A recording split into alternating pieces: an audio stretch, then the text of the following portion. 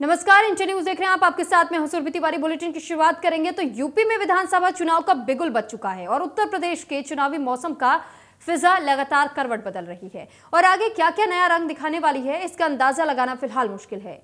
2 दिन में योगी सरकार के 2 मंत्रियों के इस्तीफे को बीजेपी के नेता भले ही मामूली घटना बताने की कोशिश करते हैं, लेकिन सही मायने में उसके लिए ये तगड़ा झटका माना जा रहा है, जिसकी उम्मीद पार्टी के बड़े नेताओं को भी नहीं थी। सियासी उठापटक के बीच अपने अपने क्षेत्र में उम्मीदवार इस कड़ाके की ठंड में जम करके पसीना बहा रहे हैं।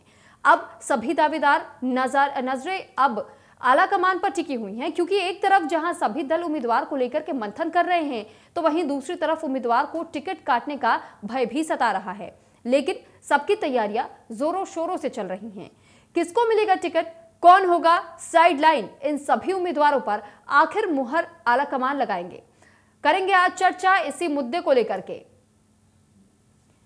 तो लिस्ट फिलहाल लगभग तैयार हो चुकी है और बीजेपी कोर कमेटी का टिकट पर आज महामंथन भी होने जा रहा है। और ऐसे में उम्मीदवारों के लिस्ट को लेकर के जिस तरीके से मामले सामने आ रहे हैं और लगातार बातचीत जारी है, दूसरी ओर अभी तक ऐसे कई रुझान सामने आ चुके हैं जिसमें कि देखा गया कि अगर बीजेपी की बात की जाए तो बीजेपी से भी कई नेताओं ने अपना इस्तीफा देने की घोषणा कर दी और साथ ही दूसरी ओर समाजवादी पार्टी से भी कई लोगों ने इस्तीफा देकर के बीजेपी का दामन थामा। तो वहीं कांग्रेस से भी टूट पड़ती हुई नजर आई। कांग्रेस से भी कुछ दल निकल करके बीजेपी का दामन थामना चाहते हैं, तो वहीं दूसरी ओर बीजेपी से कुछ लोग कांग्रेस में भी जा रहे हैं। ऐसे में ये लगातार दल बदल जारी है। लेकिन सबसे पहले जिस तरीके से इस दल बदल का सिलसिला जहां से शुरू हुआ, आपको बता दें कि ओबीसी के कद्दावर नेता रहे दारा सिंह चौहान दूसरे नंबर पर रहे, लेकिन पहले नंबर पर स्वामी प्रसाद मौर्य का नाम सामने आया जब उन्होंने योगी कैबिनेट से अपना इस्तीफा दे दिया। और उन्होंने अपना इस्तीफा देने के पीछे का कारण यही बताया कि जिस तरीके का बीजेपी का रवैया पिछड़ा वर्ग को लेकर के रहा है, उससे वे बेहद नाराज चल रहे थे, जिस वजह से उन्होंने अपना इस्तीफा पेश कर दिया। हालांकि इसके ठीक बाद में ओबीसी के दिग्गज नेता दारा सिंह चौहान ने भी योगी कैबिनेट से अपना इस्तीफा दे दिया और दारा सिंह का भी यही कहना था कि जिस तर्ज पर स्वामी प्रसाद मौर्य ने अपना इस्तीफा दिया, यानी कि उन्होंने भी यही दावा किया कि बीजेपी लगातार पिछड़ा वर्ग के लोगों को अनदेखा करती है, उनकी बातें ना सुनी जाती है, ना ही उनकी किसी बातों को तवज्जो दी जाती है और यही वो वजह रही है जिस वजह से उन्हें भी अनदेखा होने का सामना करना पड़ रहा था, जिसकी वजह से वो भी काफी नाराज चल रहे थे और दलित और पिछड़ा वर्ग के लोगों के लिए कुछ किया नहीं जा रहा था पार्टी में, जिस वजह से उन्होंने अपना इस्तीफा दे दिया।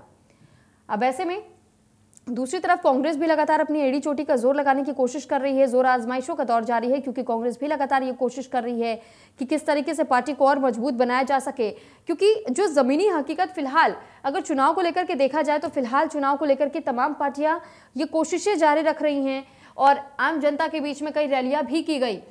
फिलहाल आचार संहिता लगी हुई है, जिस वजह से रैलियों पर पाबंदी है पूरी तरीके से और वर्चुअल माध्यम से फिर भी लोगों से जुड़ने की कोशिश की जा रही है।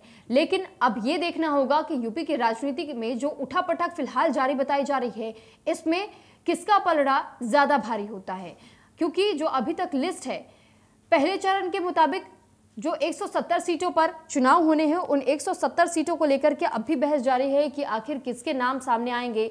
वहीं दूसरी ओर बसपा की तरफ से पहले ही ऐलान कर दिया गया, मायावती ने यह कह दिया कि इस बार का वो विधानसभा चुनाव नहीं लड़ेंगी।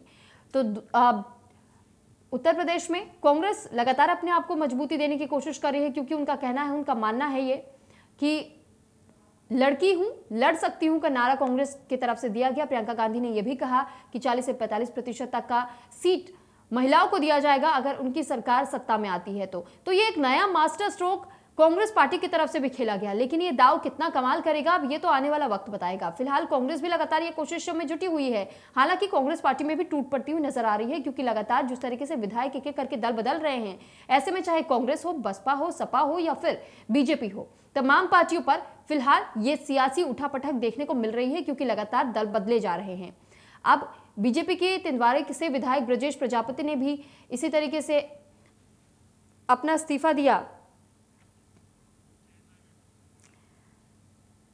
तो पाला बदलने का सिलसिला फिलहाल लगातार अभी जारी चल रहा है और जो यूपी का रण है, क्योंकि सियासी रंग ढंग की बात अगर की जाए तो काशी विश्वनाथ कॉरिडोर और साथ ही अयोध्या को लेकर भी, तो अयोध्या में राम मंदिर निर्माण जैसे मुद्दे यहाँ ध्रुवीकरण की पटकथा भी लिखते हुए दिख रहे हैं और साथ ही साथ जिस तरीके का माहौल फिलहाल बना हुआ है पूरे उत्तर प्रदेश में, सबसे अहम इस पूरे विधानसभा चुनाव में जहां सीएम योगी आदित्यनाथ ने भी यह ऐलान कर दिया कि जहां से पार्टी उन्हें कहेगी, जहां से जनता चाहेगी, इस बार वो चुनावी मैदान में उतरेंगे, यानी कि वो भी चुनाव लड़ेंगे।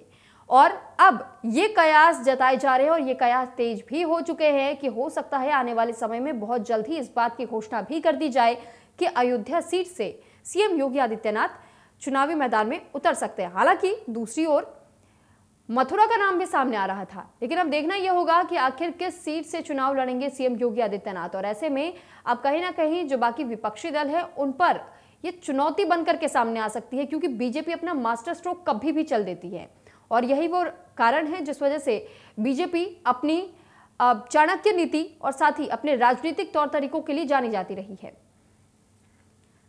तो हालांकि अब ये देखना होगा, क्योंकि समाजवादी पार्टी की तरफ से अखिलेश यादव ने भी पहले तो ये कहा था कि वो इस बार का विधानसभा चुनाव नहीं लड़ेंगे, लेकिन जब सीएम योगी आदित्यनाथ की तरफ से ये घोषणा की गई, ये ऐलान किया गया कि जहां से पार्टी कहेगी, जहां से आलाकमान की तरफ से कहा जाएगा, वो उसी सीट से जरूर चुनावी मैदान में उतरेंगे और उस जंग को जीतेंगे भी।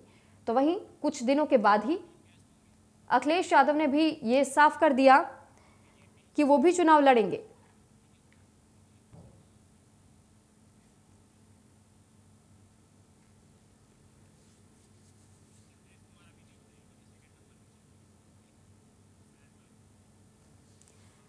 तो चलिए अब इसी के साथ चर्चा की शुरुआत करते हैं और इस चर्चा में हमारे साथ कुछ खास मेहमान भी जुड़ चुके हैं।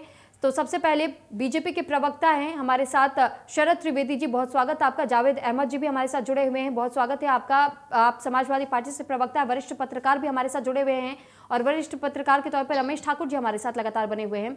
सबसे पहले शरद त्रिवेदी जी, मैं आपके पास आना चाहूंगी, क्योंकि हम ये देख रहे हैं कि बीजेपी में इन दिनों सियासी उठापटक देखने को मिल रही है, पाला बदलने का सिलसिला फिलहाल जारी है।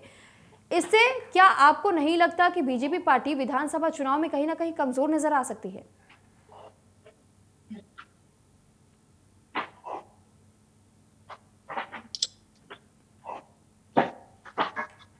शरद जी, क्या आपको मेरी आवाज मिल रही है? मेरा नाम शरद त्रिवेदी नहीं है, मेरा नाम गौरव मिश्रा है, पहले तो ये स्पष्ट कर दे। जी माफी चाहूंगी शरद जी। जी जी आप, मेरा नाम गौरव मिश्रा है। जी गौरव मिश्रा जी, माफी चाहूंगी। गौरव जी, आपसे ये जानकारी चाहूंगी कि अभी जिस तरीके से हमने ये सिलसिला देखा पाला बदलने का, सबसे पहले स्वामी प्रसाद मौर्य, उसके बाद दारा सिंह, उसके बाद अभी ये कहा जा रहा है कि कई ऐसे विधायक हैं जो कि आने वाले समय में इस्तीफा दे सकते हैं, तो आखिर ये टूट बीजेपी में क्यों पड़ रही है? देखिए, बीजेपी में टूट की जैसी कोई बात नहीं है। दरअसल 2017 में जनता ने बहुत प्रचंड बहुमत दिया था भारतीय जनता पार्टी को और एक एक वोट मोदी जी को गया था और कमल के फूल पर गया था। आज जिन विधायकों ने अपने क्षेत्र में कहीं ना कहीं जनता के साथ संवाद स्थापित करने में कमी रखी है और ऐसा लग रहा है कि उनका टिकट कट सकता है, तो निश्चित रूप से उन लोगों में एक भगदड़ जैसी स्थिति है या बेचैनी जैसी स्थिति है कि क्या होगा। और कुछ ऐसे हैं जिनकी राजनीति का सूत्रपात ही जातिवाद पर आधारित रहा हो, तो वो भी अब फिर उसी जातिवाद में अपने सुरक्षित राजनीतिक भविष्य को देखने का प्रयास कर रहे हैं। यद्यपि जनता जो है वो पूरी तरह से भारतीय जनता पार्टी के साथ जुड़ी हुई है और भाजपा द्वारा उतारे गए सभी प्रत्याशियों को विजयश्री प्राप्त होगी, ऐसा हम लोगों को पूर्ण विश्वास है। इसलिए कोई आए या कोई जाए उसका फर्क नहीं पड़ता है। ठीक है, आप कह रहे कि फर्क नहीं पड़ता है। जावेद जी, आपसे सवाल लेना चाहूंगी कि अभी आपने सुना कि बीजेपी की तरफ से तो ये साफ कहा जा रहा है कि हमें इससे कोई फर्क नहीं पड़ता, चाहे कोई आए चाहे कोई जाए, लेकिन समाजवादी पार्टी उन सभी लोगों को शामिल कर रही है जो कि टूट करके बीजेपी से आप लोग का दामन थाम रहे हैं। देखिए, निश्चित रूप से गौरव भाई जो कह रहे हैं कि वो जातिवादी राजनीति में आ गई, वो जो उसी रास्ते को उन्होंने पकड़ लिया। सवाल तो ये है कि जो डिलीवरी जनता को भारतीय जनता पार्टी की सरकार को करनी चाहिए, जिसका उसने संकल्प व्यक्त किया था, जो वादे जनता से किए थे, आखिर वो वादे ही तो भारतीय जनता पार्टी ने तोड़े। भारतीय जनता पार्टी अपनी सरकार की नाकामियों का ठीकरा मंत्रियों या विधायकों पर तोड़ने का प्रयास कर रही है और जो नेतृत्व करता था उसको बचाने का प्रयास लगातार करती रही है। अगर ये जातिवादी लोग थे पहले से, तो भारतीय जनता पार्टी ने इन लोगों को स्वीकार क्यों किया? 2017 में क्यों शामिल किया अपनी पार्टी में? जो लोग दूसरों पर जातिवादी होने का आरोप लगा रहे हैं, उनको अपना जातिवाद दिखाई नहीं देता कि योगी जी के शासन में चौकी, थाने से लेकर जिले के पुलिस कप्तान या जिला अधिकारी तक किस तरीके से एक जात विशेष के लोगों को 90% से अधिक बनाया गया। बांदा के कृषि विश्वविद्यालय में 15 सीटों पर एक ही जात के 13 लोग क्यों दिखाई दिए जो योग्य पाए गए? ये जातिवाद की पराकाष्ठा थी योगी जी के नेतृत्व में, और पूरी तरीके से ये सरकार हर मोर्चे पर विफल हुई। महंगाई, बेरोजगारी, कोरोना काल की वो पीड़ा, वो दर्द कि लोगों को राहत तक नहीं दे पाए। और आज जो है ये सरकार और भारतीय जनता पार्टी अपने उन विधायकों पर ठीकरा फोड़ रही है।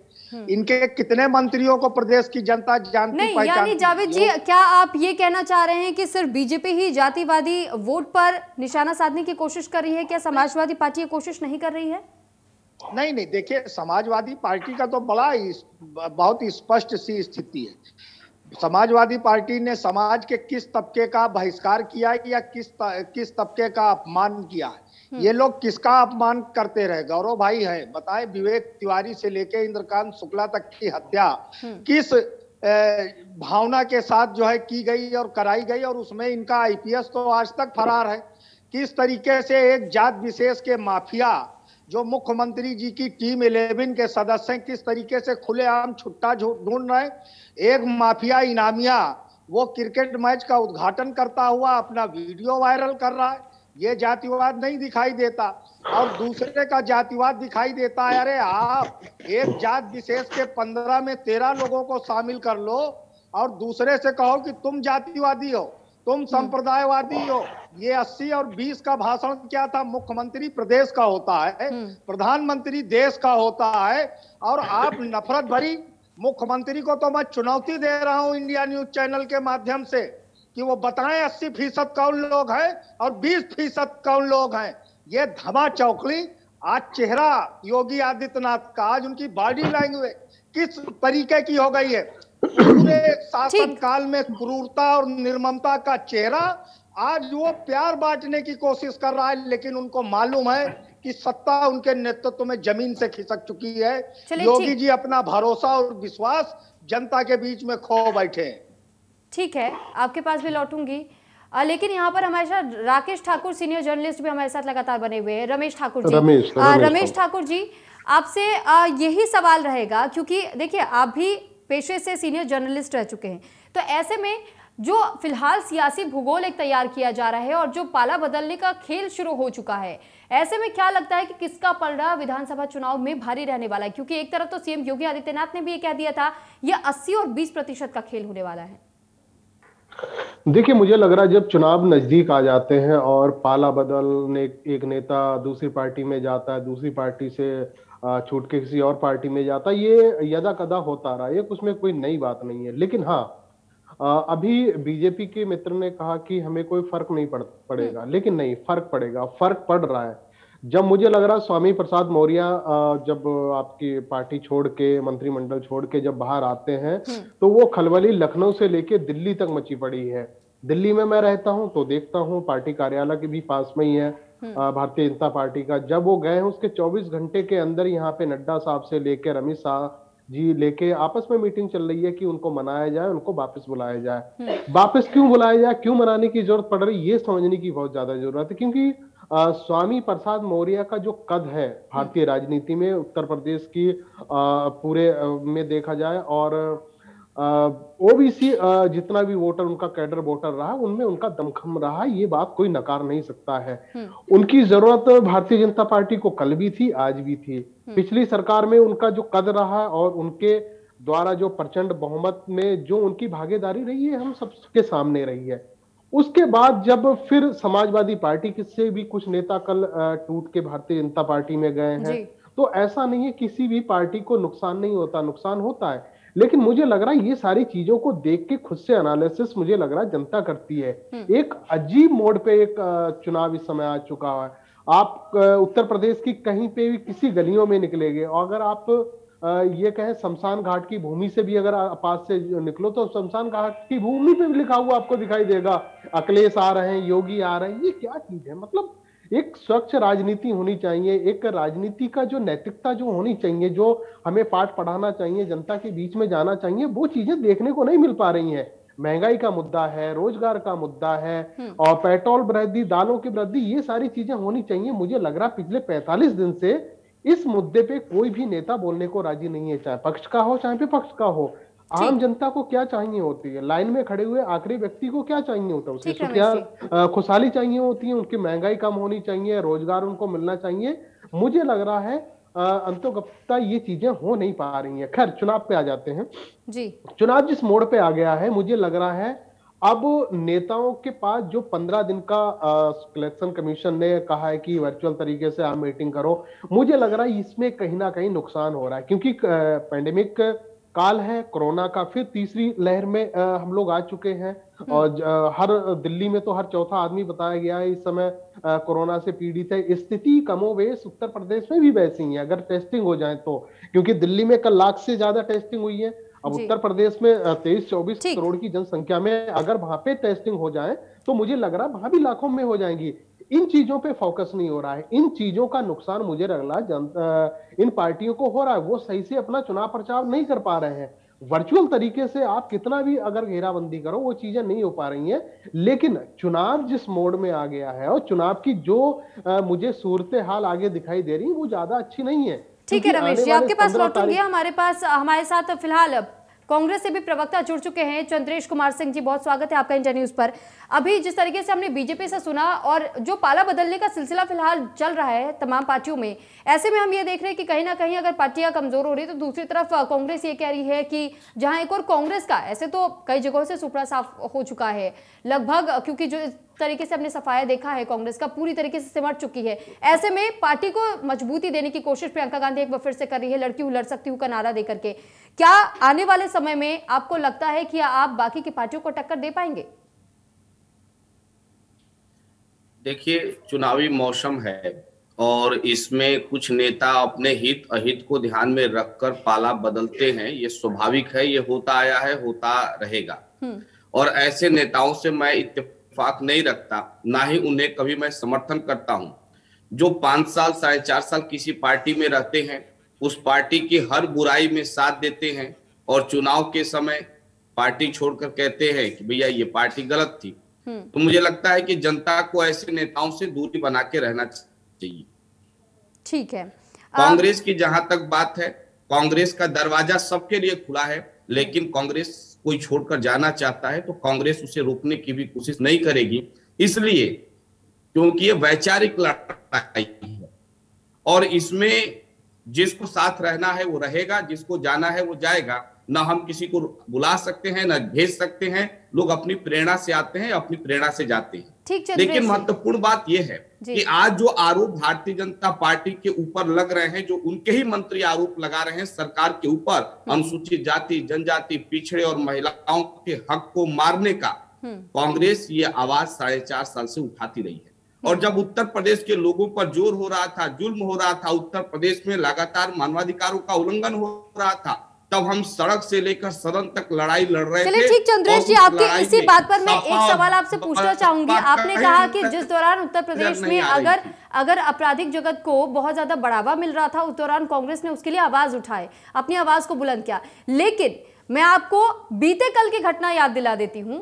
राजस्थान में आपकी सरकार है, राजस्थान में अलवर में एक मंदबुद्धि लड़की के साथ में गैंगरेप का मामला सामने आता है। उस दौरान कांग्रेस में चुप्पी क्यों साध लेती है? ना प्रियंका गांधी बोलते, ना राहुल गांधी बोलते, ना ही अशोक गहलोत इस पर कोई एक्शन लेते या ट्वीट लेते हैं, ना ही आप लोग की तरफ से कोई प्रदर्शन किया जाता है। क्यों नहीं किया जाता? मेरे संज्ञान में मामला नहीं था, लेकिन आपके द्वारा मेरे संज्ञान में ये मामला आया है और इस मंच से मैं आपको स्पष्ट करना चाहता हूं कि इस मामले में तुरंत कार्रवाई होनी चाहिए, दोषियों को सजा मिलनी चाहिए और आपको विश्वास भी दिलाता हूं कि दोषियों को सजा मिलेगा। चंद्रेश जी, यही तो दिक्कत है पार्टी नहीं है कि आप तमाम पार्टियों की दिक्कत ही तो यही है कि आप लोग दूसरे राज्यों में तो अपना बोलबाला साबित करना चाहते हैं, लेकिन जब अपने राज्य में बात आती है तो किसी को इस बारे में जानकारी ही नहीं होती है। मैडम आपसे कि हम कांग्रेस की सरकार जहां है वहां दोषियों को सजा मिलेगा, हम भारतीय जनता पार्टी नहीं है कि बलात्कार पीड़िता को कूड़े के ढेर पे रखकर जलाने का काम करेंगे। यदि राजस्थान में किसी ने अपराध किया है तो उसे हमें भी इंतजार रहेगा। ठीक है चंद्रेश जी, हमें भी इंतजार रहेगा और हम भी देखेंगे कि कितने समय में फैसला आ जाता है, कितनी जल्दी आरोपियों को गिरफ्तार किया जाता है। गौरव जी, एक बार फिर से मैं आपके पास लौटना चाहूंगी। अभी जिस तरीके से वाकई आप पर सवाल खड़े किए गए और रमेश ठाकुर जी ने भी जिस तरीके से बताया अभी कि जो पाला बदलने का खेल चल रहा है, आपने कहा कि आपको इससे कोई फर्क नहीं पड़ता, लेकिन एक बड़ा वोट बैंक तो आपका कट रहा है। अगर ओबीसी से एक प्रमुख चेहरा थे स्वामी प्रसाद मौर्य, कैबिनेट में मंत्री थे, आप कह रहे हैं आपको फर्क नहीं पड़ रहा। कैसे फर्क नहीं पड़ सकता है? कि आपको नहीं लगता कि ओबीसी का वोट बैंक कटता हुआ नजर आ रहा है? समाजवादी पार्टी को मजबूती इससे मिल सकती है? और स्पष्ट करना चाहूंगा दूसरी चीज, दूसरा एक और सवाल है। सवाल यह भी है इसी में कि चलिए ठीक है, आपने कहा फर्क नहीं पड़ता, लेकिन एक तरफ जहां वोट बैंक कटने का खतरा है, दूसरी तरफ यह भी है कि बीजेपी पर कई संगीन आरोप भी लगा दिए गए हैं कि पिछड़ा वर्ग को पूरी तरीके से अनदेखा किया जाता है, दलितों की कोई सुनवाई नहीं होती, ना ही उन लोगों के लिए कोई तरीके के कदम उठाए जाते हैं। अब ऐसे में इन आरोपों में कितनी सच्चाई है, क्या कुछ है, आपसे ही जानेंगे। देखिए, सबसे पहला उत्तर तो मैं आपके दूसरे प्रश्न का दे दूं कि भारतीय जनता पार्टी की सरकार ने ही पिछड़ा वर्ग आयोग को संवैधानिक दर्जा दिया, जिसके अंतर्गत कई बड़े काम हो रहे हैं। दूसरा, जितनी फ्लैगशिप योजनाएं हैं जो जनता तक पहुंची हैं, उसमें सर्वाधिक अगर कोई लाभार्थी वर्ग है तो वो दलित, पिछड़ा और ट्राइबल ही है।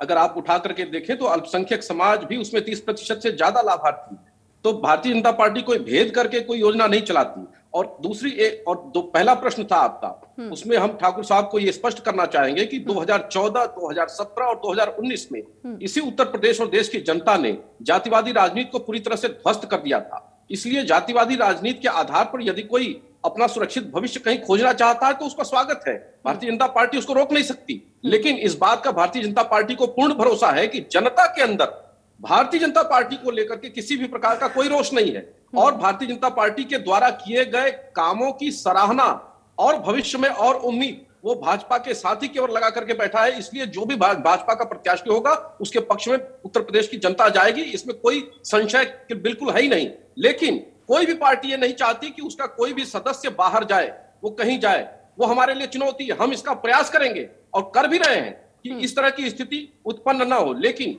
अगर निजी स्वार्थों के आधार पर यदि कोई जाना ही चाहता है तो उसको रोकने का भी प्रयास भाजपा नहीं करेगी अंततः। लेकिन भारतीय जनता पार्टी एक अनुशासित और सांगठनिक तरीके की पार्टी है, जो कैडर बेस्ड पार्टी है और पूरी तरह से नियमों के अनुसार, अनुशासन के अनुसार चलती है। जिन दोनों मंत्रियों ने अपना इस्तीफा दिया है, दोनों ही झूठ बोल रहे हैं, क्योंकि दोनों के तरफ से यही आरोप आप लोग पे लगाए गए हैं कि बीजेपी लगातार दलितों का शोषण करती है, दलितों को अवॉइड करती है और साथ ही उनकी अनदेखी होती है। मॉडल कोड ऑफ कंडक्ट लागू हो गया। जो व्यक्ति 5 वर्ष तक मंत्री रहा, जो व्यक्ति सरकार में बना रहा, यदि वो सरकार के कार्यकाल पूरा होने के समय में अगर इस बात का आरोप लगाता है तो उसके ऊपर प्रश्न स्वतः खड़े हो जाते हैं। उन्हें पहले ही स्पष्ट करना चाहिए था, पहले ही बोलना चाहिए था। उनको अपनी सफाई देनी पड़ेगी जनता के बीच में जाकर के। लेकिन मेरा ऐसा मानना है कि इस विषय में अभी कुछ बोलना जल्दीबाजी है, अभी देखना है कि क्या होता है। चलिए ठीक है, मैं आपसे भी अब जानना चाहूंगी। आप चंद्रेश जी, आप कुछ कहना चाह रहे हैं? सबसे पहले आपका ही जवाब सुन लेते हैं, उसके बाद से जावेद अहमद जी के पास चलूंगी और फिर रमेश जी के पास भी। भारतीय जनता पार्टी के प्रवक्ता को बड़ी ध्यानपूर्वक सुन रहा था। इन्होंने कहा कि पिछड़ा वर्ग आयोग को इन्होंने संवैधानिक दर्जा दिया, बहुत अच्छी बात है, हम स्वागत करते हैं। लेकिन उत्तर प्रदेश शिक्षक भर्ती घोटाले में जो रिजर्वेशन घोटाला इन्होंने किया, पिछड़ा वर्ग आयोग ने कहा, एक संवैधानिक संस्था ने कहा कि आपने घोटाला किया है, आपने बेईमानी किया है, आपने अति पिछड़े अनुसूचित जातियों का हक मारने का काम किया है। और पिछड़ा वर्ग आयोग के रिपोर्ट को इन्होंने ठंडे बस्ते में डालने का काम किया। और जब अभ्यर्थियों ने लखनऊ में जाकर धरना प्रदर्शन किया, उनके ऊपर इन्होंने लाठी मारा और जब सरकार जाती हुई दिखी तब इन्होंने कहा कि हाँ, हमसे गलती हुई है। 6000 से अधिक सीटें पुनः इन्होंने उन शोषित बच्चों को देने का काम किया। इससे पता चलता है कि भारतीय जनता पार्टी किस प्रकार से नृत्यों में अनुसूचित जाति और पिछड़ों के अधिकारों का हनन करने का काम किया। दूसरी बात, ये जो नेता पिछड़े वर्ग के जो छोड़कर भाजपा जा रहे हैं, जो बड़े बड़े आरोप लगा रहे हैं, दरअसल में मैडम बात क्या है कि जब ये जनता के बीच जा रहे हैं, अपने लोगों के बीच जा रहे हैं, तो इनके लोग इनसे सवाल पूछ रहे हैं कि आपने कहा था कि भाजपा को वोट दो, हमने भाजपा को वोट दिया और आज भाजपा के अंतर्गत मानवाधिकार उल्लंघन के मामले में उत्तर प्रदेश नंबर 1 पर हो गया।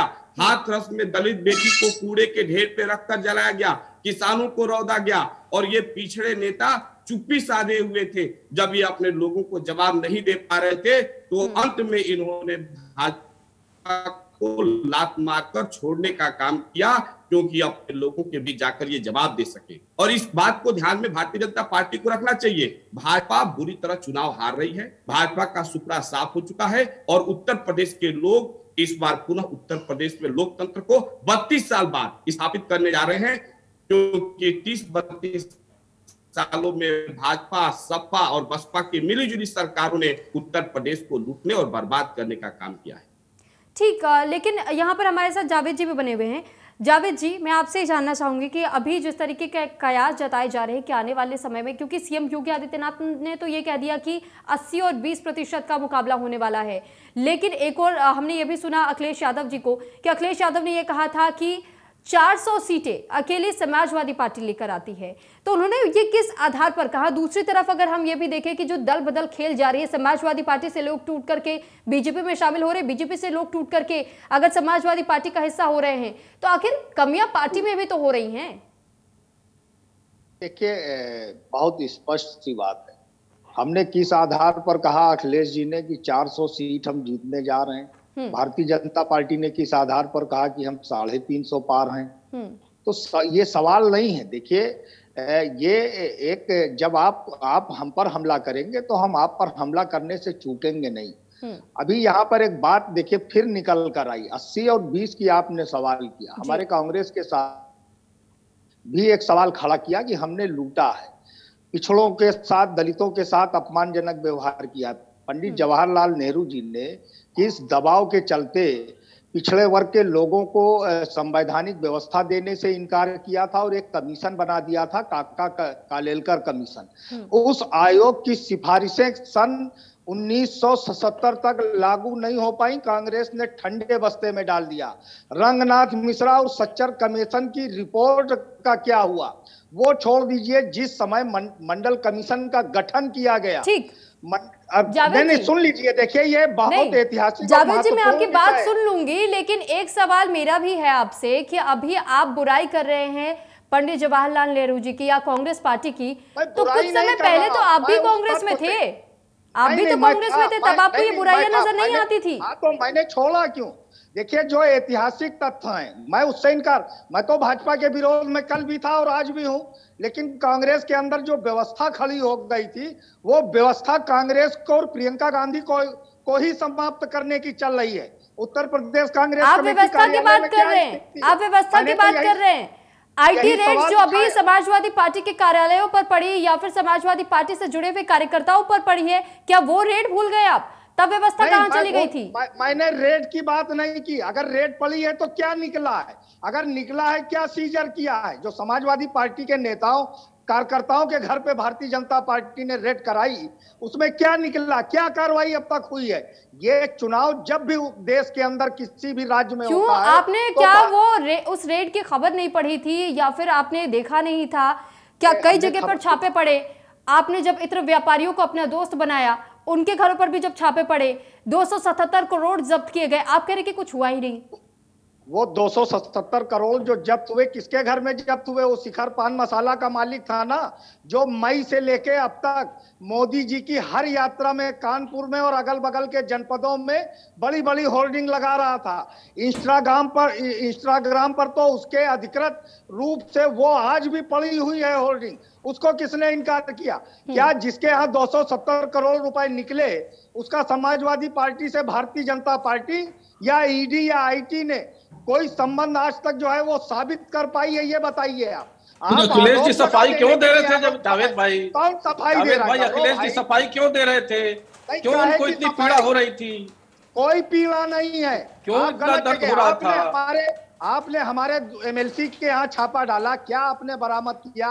क्या कार्रवाई की? क्या गिरफ्तारी कर पाए? इसी तरीके से बंगाल चुनाव अखिलेश जी के साथ उनके फोटो नहीं दिखाई दे रहे आप। देखिए, कई सारी तस्वीरें सामने आई थी। अखिलेश यादव ने जब इस पर सफाई भी दी थी और कहा भी था कि अगर कोई भी भ्रष्ट है, अगर तो सुन फिर लीजिए मेरी बात। तकलीफ क्यों हुई थी आप- उस वक्त समाजवादी पार्टी को, जिस वक्त ये रेड का दौर शुरू हुआ था?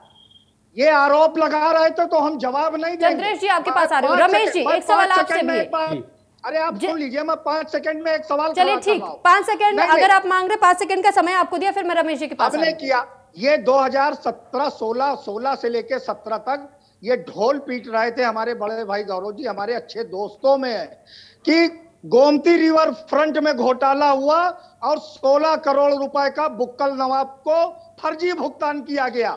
अगर घोटाला हुआ था, आपके पास सबूत थे, तो वो बुक्कल नवाब भारतीय जनता पार्टी का माननीय सदस्य विधान परिषद कैसे है? उसके विरुद्ध क्या कार्रवाई की आपने? दोषी अधिकारी अंदर है जावेद भाई। दोषी अधिकारी अंदर नहीं है, जिसको भुगतान हुआ उसका क्या हुआ? कोई कार्रवाई नहीं की आपने।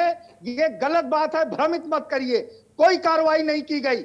आप घोटालेबाजों के साथ हमेशा रहे हैं, केवल भ्रम पैदा करती है भारतीय जनता पार्टी और कुछ नहीं करती भाई कार्रवाई की मांग अच्छे व्यक्ति करके ये साबित कर रहे हैं कि कांग्रेस कभी सपा गलत जगहों पर भटक रहे हैं। और कांग्रेस पार्टी का क्या, न कोई आने वाला न कोई जाने वाला।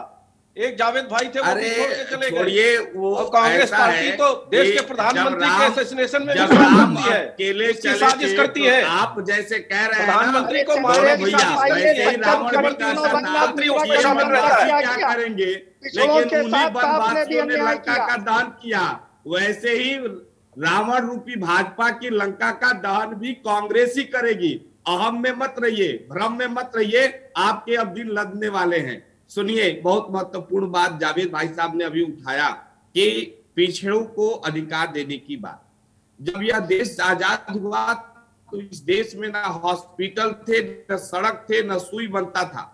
पंडित जवाहरलाल नेहरू जी ने रेल भेल सेल गेल दिया, जिसको बेचकर आज भारतीय जनता पार्टी 6 लाख करोड़ इकट्ठा करने जा रही है। दूसरी बात, देश में सबके पास, जावेद भाई गंभीरता से सुनिएगा, मैं बहुत हल्की बात नहीं करता। इस देश में लोगों के पास, जावेद भाई सुनिए मेरी बात, लेकिन मैंने कहा इस देश में जावेद भाई गंभीरता से जवाब दीजिएगा, मैं जवाब आपसे लूंगा और इसका जवाब लिए बिना आपको मंच छोड़ने भी नहीं दूंगा। स्पेस मत दीजिए भारतीय जनता पार्टी को। आपने अम्बेडकर जी की फोटो को दिखा के, बाबू जगजीवन राम जी को आगे करके गरीबों के पास जमीनें नहीं हुआ करती थी। कांग्रेस पार्टी ने पंडित जवाहरलाल नेहरू जी ने नौवीं अनुसूचित कर जमींदारों से जमीन छीनकर गरीबों में, दलितों में, पिछड़ों में बांटने का काम किया, जिसको भारतीय जनता पार्टी आज जिसका फायदा। रमेश जी अब मैं आपसे जानना चाहूंगी कि तमाम पार्टियां एक दूसरे पर आरोप लगा रही है, पर सच्चाई किसकी बात में नजर आ रही है? क्योंकि रमेश जी देखिए, एलिगेशंस तो लगाए ही जाते हैं, जुमलेबाजी भी की जाती है जैसे ही चुनाव आने को होते हैं। ऐसे में सवाल ये बनता है, एक एक करके बात कीजिए। आप सभी को समय दिया जा रहा है, एक एक करके बात कीजिए। अब रमेश जी को भी बोल लेने दीजिए, काफी देर से चुप बैठे हैं। फुला और बड़ा। चंद्रेश जी, जावेद जी, रमेश जी को भी एक बार अपनी बात रख लेने दीजिए। आप बताओ, गोडसे को माफी वीर कहते हो और गोडसे के प्रेरणा स्रोत सावरकर की प्रशंसा में 150 चिट्ठियां नेहरू जी ने लिखी। इंदिरा जी ने सावरकर के नाम पर डाक टिकट जारी किया। ये जो मिला जुला खेल है दलितों और पिछड़ों को गुलाम बनाने का, ये मत समझाइए हमको। हमने बहुत सीखा है, बहुत समझा। समाजवादी पार्टी का साथ अभी पिछड़े क्यों छोड़ दिए? क्योंकि सत्ता में आने के बाद आपने एक जाति का कल्याण किया। आपके लिए पिछड़े का मतलब एक जाति था। अभी पिछड़ों का सबसे अधिक उत्पीड़न और अनुसूचित जातियों का उत्पीड़न हुआ तो बसपा और सपा की सरकार में हुआ।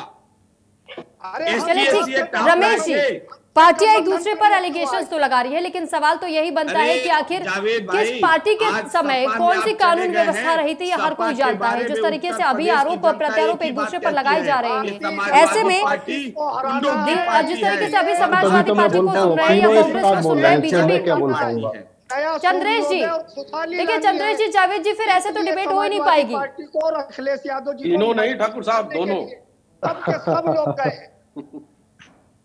अब देखिएगा, अब दिक्कत ये रमेश जी, पूरी बहस आप भी सुन चुके जी, आपका भी रुक जानना चाहेंगे। मैं कह रहा था, दिक्कत देखो यही है पॉलिटिक्स में क्या है, सारे के सारे जो भी नेता, जितनी पार्टियां हैं, वो बिले वजह के मुद्दों पे बहस उठाते हैं। अभी समय, अब आप काका कालेलकर और दुनिया भर की चीजों पे, इतिहास की चीजों पे आ जाओ, मुझे लग रहा है उसकी रेलेवेंसी आज के चुनाव में, प्रदेश के चुनाव में बिल्कुल भी नहीं है। प्रदेश का चुनाव क्या चाहता है, प्रदेश की जनता क्या चाहती है, उस पे आपको फोकस करना पड़ेगा, जिसपे कोई पार्टी फोकस कर नहीं रही है। अब 2017 की बात अभी हमारे भाजपा के मित्र ने कहा कि उस समय जातिवादी का जो ध्रुवीकरण था वो बिल्कुल ध्वस्त कर दिया। बिल्कुल सही बात है, इसमें 100% सही बात है।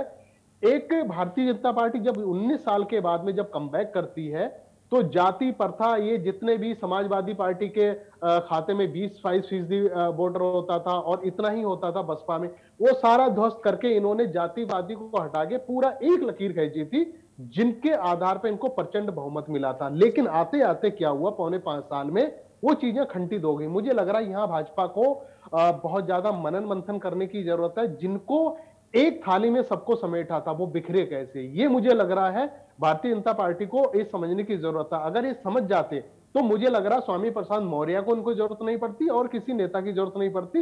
इन्होंने जो लकीर खींची थी उस पर चलना पड़ता। अब आंकड़ों पे जिस तरीके से अभी गौरव भाई बात कर रहे थे, अगर आंकड़ों पे अगर हम बात करेंगे तो मुझे लग रहा भारतीय जनता पार्टी पूरी तरीके से फंस जाएगी, क्योंकि आंकड़ों में कहीं सारी चीजें हुई हैं और धरातल पे वो चीजें नहीं हो पाई हैं। मुझे लग रहा इस पे जहां जहां चीजें नहीं हो पाई हैं वहां पे भारतीय जनता पार्टी इस समय बिल्कुल नहीं बोल रही है। हाँ, उसका कड़ाई से मुकाबला समाजवादी पार्टी जरूर कर रही है, काउंटर जवाब जरूर दे रही है, लेकिन समाजवादी पार्टी का मुझे लग रहा थिंक टैंकर वो थोड़ा कमजोर दिख रहा है। वो उन चीजों पे नहीं आ पा रहा है जिन चीजों को वो उठाना चाहिए। अब प्रधानमंत्री लाल टोपी की बात कर देते हैं, वो उन्हीं मुद्दे पे उठा देते हैं, जबकि उठाने की जरूरत नहीं है।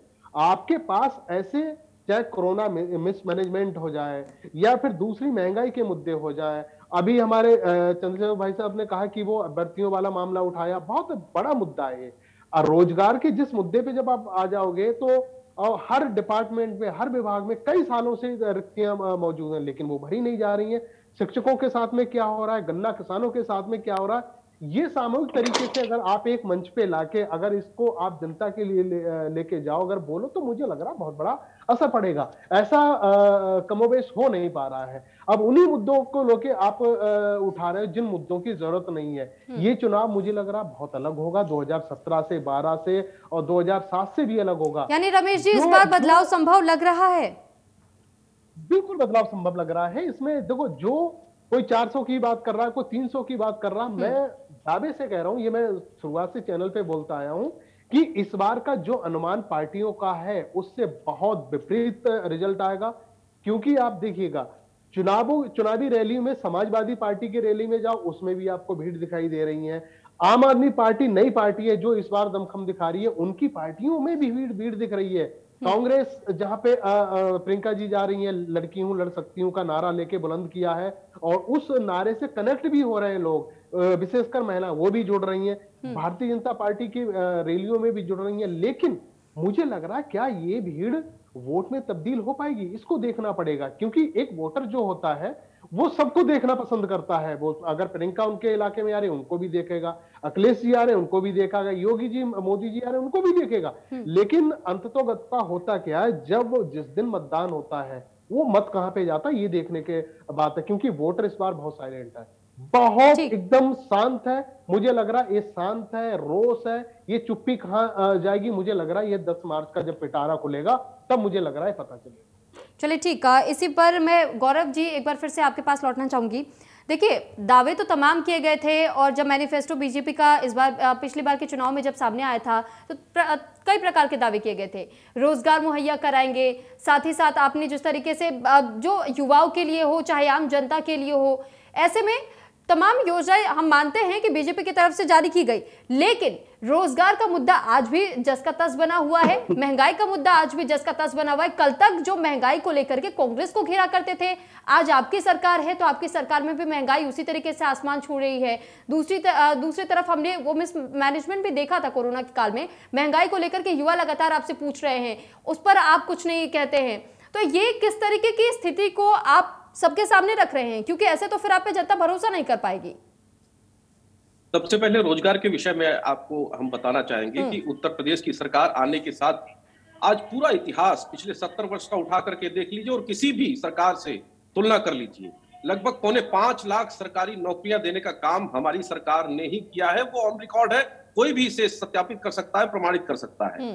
लगभग 3.25 लाख संविदा पर नौकरी देने का काम हमारी सरकार ने किया और लगभग 3.25 करोड़ लोन दे करके स्वरोजगार में मदद देने का काम हमारी सरकार ने किया है। तो हमारी सरकार ने रोजगार के फ्रंट पर जो काम किया और महंगाई की बात पर जो 70% की महंगाई दर थी उसको 3% के नीचे ला करके खड़ा कर देना, ये हमारी सरकार की ही उपलब्धि है। और 45 लाख गरीबों को छत देना, घर देना, ये हमारी सरकार की उपलब्धि है। 2,55,00,000 किसानों के खाते में सम्मान निधि देना हमारी सरकार की उपलब्धि है। ऐसे ना जाने कितनी उपलब्धियां हैं जिससे जनता सीधे तौर पर भारतीय जनता पार्टी की चल रही सरकार के साथ कनेक्टेड है।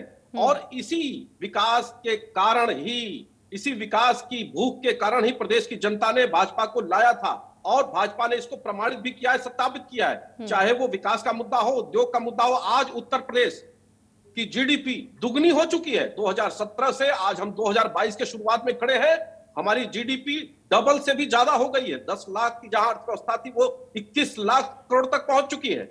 तो ये तो फिर गौरव जी कई जगह पे युवा आज भी प्रदर्शन क्यों कर रहे हैं? बेरोजगारी के मुद्दे को क्यों उठाया जा रहा है? अगर आप इतना रोजगार दे रहे हैं तो फिर बेरोजगारी के मुद्दे को उठाया क्यों जा रहा है? अभी गौरव जी आंकड़े जरा देख लीजिए, और हमारी आंकड़े गलत हो रहे हैं आपसे।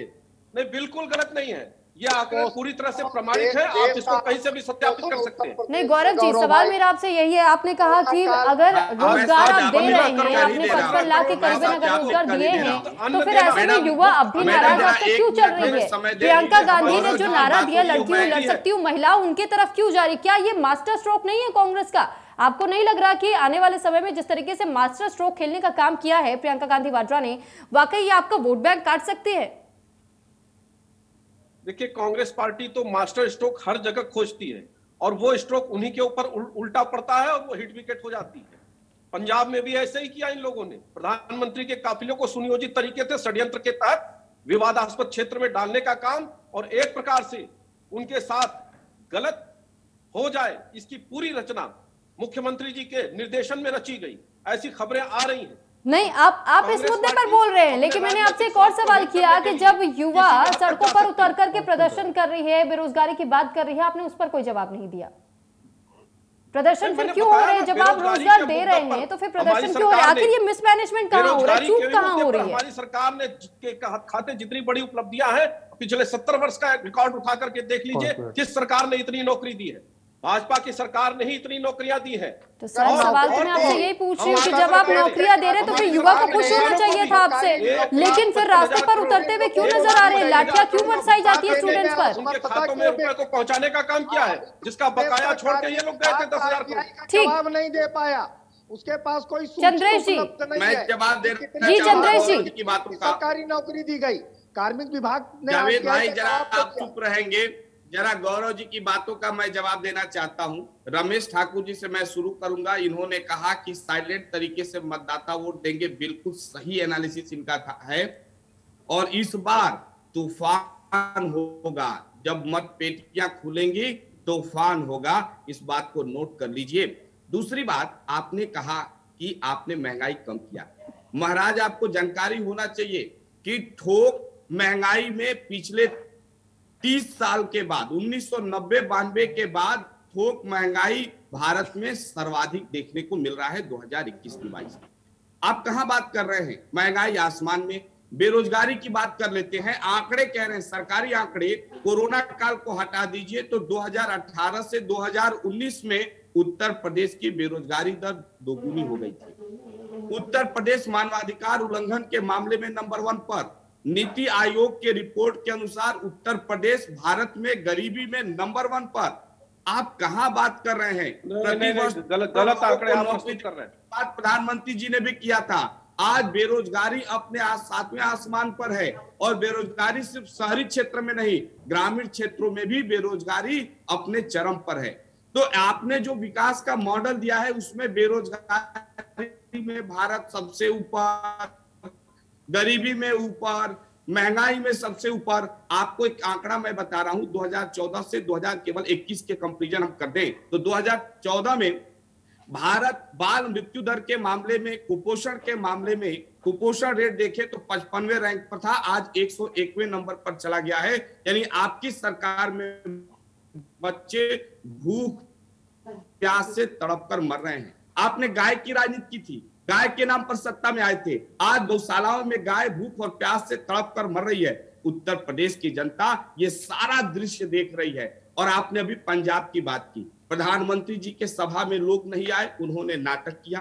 प्रधानमंत्री जी को सभा तक जाना चाहिए था, मर जाते तो मर जाते। मैं दावा के साथ कह रहा हूं, प्रधानमंत्री की हत्या हो जाती, लेकिन प्रधानमंत्री को देश को तोड़ने वाली बात नहीं करनी चाहिए था। और जो अपने नहीं चंद्रेश जी, विवादित बयान है, क्योंकि आप पीएम के पद को इस तरीके से नहीं कह सकते हैं। हत्याओं की राजनीति नहीं बनना चाहिए था। वो सार्वजनिक जीवन में राजनीति चंद्रेश प्रधानमंत्री हत्या हो जाती। इस देश में पहले भी दो प्रधानमंत्रियों को खोया है। गौरव जी, ये कितनी घिनौनी बात है, ये हत्यारों की राजनीति करने वाले कांग्रेस पार्टी। चंद्रेश जी, सरकार देखिए ये गलत है, क्योंकि चंद्रेश जी सरकार चाहे जिसकी भी रही हो, पीएम को सुरक्षा मिलनी चाहिए। चूक रही थी, इस बात को आप भी कबूल कीजिए। प्रधानमंत्री जी ने आज अपनी जान हत्या कराना चाहते हैं। देखिए कांग्रेस का प्रवक्ता बैठ करके प्रधानमंत्री जी को कि हत्या के लिए उकसाने का काम कर रहा है। चंद्रेश जी, आपको अपने शब्द वापस लेने चाहिए। पीएम के लिए जिस तरीके का शब्द आप इस्तेमाल कर रहे हैं, वो शब्दों की मर्यादा का उल्लंघन है। नफरत में चंद्रेश जी, मैडम क्या बात कर रही है? इस देश में पहले भी दो प्रधानमंत्रियों को खोया है। इस देश में राष्ट्रपिता नहीं गलत बात है। लेकिन आप ओपनली इस तरीके से नेशनल टेलीविजन पे बैठ करके, आप इंडिया न्यूज पर आप बैठे हुए हैं, आप इस तरीके की भाषा का इस्तेमाल नहीं कर सकते कि अगर पीएम की हत्या हो जाती है तो हो जाए। क्या वो आपके पीएम नहीं है? चंद्रेश जी, क्या वो आपके पीएम नहीं है? ये हत्यारे हैं। चंद्रेश जी, मेरा सवाल सिर्फ आपसे इतना है कि क्या वो आपके पीएम नहीं है, वो इस देश के पीएम नहीं है? आपने किस तरीके से इस बात को कह दिया कि अगर उनकी हत्या हो जाती है तो हो जाए, उन्हें वहां जाना चाहिए? प्यार से सुन लीजिए, जब कांग्रेस टीवी पे बैठ के प्रधानमंत्री इस देश के प्रधानमंत्री हैं, सोच लीजिए, और ये प्रधानमंत्री की जिम्मेदारी है और ये कि वो देश की एकता, अखंडता और संप्रभुता। और आपने जिन पीएम की बात की, जिनकी हत्या हुई थी, उसमें किसी पार्टी का हाथ नहीं था। ऐसा कोई चंद्रेश जी, आपको अपने शब्दों को वापस लेना होगा। अखंडता और संप्रभुता पर प्रश्न खड़ा हो। मैडम, पहले भी इस देश ने प्रधानमंत्रियों को खोया है। उसमें क्या किसी पार्टी का हाथ था? मैं आपसे सिर्फ इतना पूछना चाहूंगी, क्या उसमें किसी पार्टी का हाथ था? लेकिन इन पूर्व प्रधानमंत्रियों ने, राष्ट्रपिता ने कभी ये नहीं कहा कि मेरी जान को मेरे देश कांग्रेसियों का। चंद्रेश जी, आप इस सवाल का आप जवाब नहीं दे रहे हैं। क्या वो आपके प्रधानमंत्री नहीं है? देश की आजादी को खतरा है। प्रधानमंत्री ने अपने जान की कीमत पर इसलिए कांग्रेस पार्टी हाशिए पे संप्रभुता को चुनौती देने का काम किया है। मुझे लगता है कि प्रधानमंत्री पद पर बने रहने का अधिकार नहीं है। आप सुप्रीम कोर्ट ने कमेटी बैठा दिया है, जांच करा लीजिए। सभा में 700 लोग आए तो उसके लिए जिम्मेदार कांग्रेस है। नाटक करना छोड़िए और जिम्मेदारी लीजिए। तो इसके लिए क्या हत्या कराएंगे? आपको लाइसेंस मिल गया? अरे 7 लोग नहीं, 0 लोग भी आए तो आपको लाइसेंस मिल गया? सरकार आपकी है, आप जांच कराइए। क्यों नहीं सभा स्तर पर गए? कांग्रेस की सरकार क्यों नहीं सभा स्तर पर गए? और इससे पहले भी उत्तर प्रदेश में प्रधानमंत्री के काफिले रोके गए हैं। जावेद जी भी कुछ कहना चाह रहे हैं। जावेद जी, आप अपनी बात को रखिए। 1 मिनट, इस जवाब को पूरा होने दीजिए। गौरव जी, मैं बड़ी विनम्रता पूर्वक आपसे एक बात पूछना चाहता हूं। राजीव गांधी जी, इंदिरा गांधी जी ने कभी कहा कि उनकी जान को खतरा इस देश में? गांधी जी ने कभी कहा कि उनकी जान को खतरा है? उन्होंने हंसते हंसते अपनी जान गंवाई, लेकिन देश की एकता, अखंडता और संप्रभुता। अरे चंद्रेश जी, सवाल तो आपसे यही है कि आप बार बार अगर पुराने पीएम की हत्या का जिक्र कर रहे हैं, तो आपसे सवाल यह है कि क्या किसी पार्टी ने उनकी हत्या की है? जनता से ये पूछना चाहता हूँ, मैं बड़ी विनम्रता पूर्वक पूछना चाहता हूँ, क्या इस देश और प्रदेश की जनता को समझौता क्यों किया कांग्रेस पार्टी ने? प्रधानमंत्री के विरुद्ध अभियान चलाने का अधिकार? चंद्रेश जी, देखिए, खालिस्तानी एंगल तो सामने आया था, वो हर किसी ने उस वीडियो को भी देखा था, जो कि पहले ही उस वीडियो को रिलीज कर दिया गया था। खालिस्तानी एंगल भी निकल करके सामने आया था। उस वीडियो को सब किसी ने देखा है। लेकिन आप जिस तरीके के भाषा का इस्तेमाल कर रहे हैं पीएम के पद के लिए, वो बेहद गलत है। आपको इस तरीके की भाषा का इस्तेमाल नहीं करना चाहिए। जावेद जी, कुछ कहना चाहते हैं? जावेद जी, कोई भी ऐसा व्यक्ति, चाहे वो भारत का प्रधानमंत्री है या राष्ट्रपति है, यदि वो ऐसा बयान देता है जिससे देश की एकता, अखंडता और संप्रभुता खतरे में पड़ती है, तो मैं उसके लिए ऐसे ही कड़े शब्दों, यानी आप ये कहेंगे कि पीएम की हत्या होती है तो हो जाए? चंद्रेश जी, कैसी बात कर रहे हैं आप ये कहेंगे कि पीएम की हत्या हो जाती है तो हो जाए, उन्हें वहां जाना चाहिए था? लेकिन देश की एकता पर प्रश्न नहीं आना चाहिए। क्या देश की सुरक्षा का सवाल नहीं है? आप कहते हैं देश की सुरक्षा पर अगर कोई आघात लगा करके बैठा है तो आप उस चीज को कबूल कर लेंगे, लेकिन आप अपने शब्दों को वापस नहीं लेंगे। किसानों की जब हत्या इस देश में प्रधानमंत्री के क्रियाकलापों से हुई, उन किसानों के बारे में आपने तनिक भी चिंतन किया? प्रधानमंत्री ने सुन लीजिए, इनके ही एक राज्यपाल। चलिए ठीक, हमारे पास समय का अभाव है। जावेद अहमद जी और साथी चंद्रेश कुमार जी, रमेश ठाकुर जी, आप सभी का बहुत धन्यवाद। शरद जी, आपका भी बहुत धन्यवाद हमारे साथ जुड़ने के लिए और इस चर्चा का हिस्सा बनने के लिए। फिलहाल इस बुलेटिन में इतना ही। आप बने रहिए इंडिया न्यूज के साथ। नमस्कार।